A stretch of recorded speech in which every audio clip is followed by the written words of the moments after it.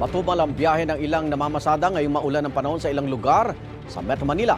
Live mula sa Marikina, may unang balita si EJ Gomez. EJ! Iga, nakararanas ng pabugso-bugsong ulan na may kasamang malakas na hangin dito sa Marikina City. Ang klase nga sa lahat ng antas ng pampubliko at pribadong paaralan sa lungsod ay suspendido na.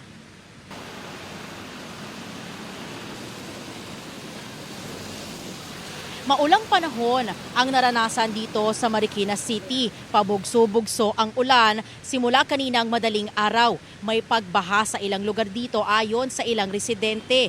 Hirap ding mag-commute ang ilang papasok sa trabaho. Maulang panahon din ang naranasan sa ilang lugar sa Quezon City, gaya sa IBP Road na may ilang mamimili at commuter ang sumuong sa malakas na ulan.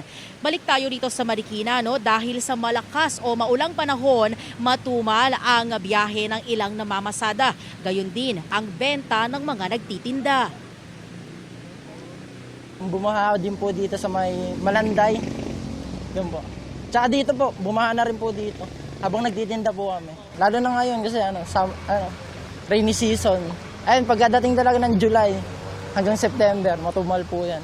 Suspended po kasi yung pasok. Kaya magti-training din po sana kaso sarado po yung sports center. Kaya uwi na lang po at mag-aaral na sa bahay. Walang pasok, walang gano'n namamalengke, kaya medyo mahina yung biyahe. Kaya mahaba. Yung pila.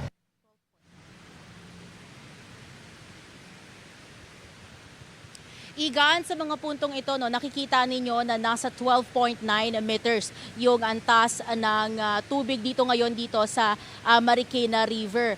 At 15 meters yan bago ideklara yung unang alarma. Makikita nyo rin na may kalakasan yung agos ng tubig. Igan, itong lapad ng Marikina River ngayon ay nasa 50 to 55 meters. Na pag natapos yung Pasig Marikina River Channel Improvement Project ay magiging 80 to 100 meters. Meron ding dredging na ginagawa na aabot sa humigit kumulang 3 meters. Pag natapos yan, ayon sa Marikina LGU, magiging doble yung water carrying capacity nitong Marikina River.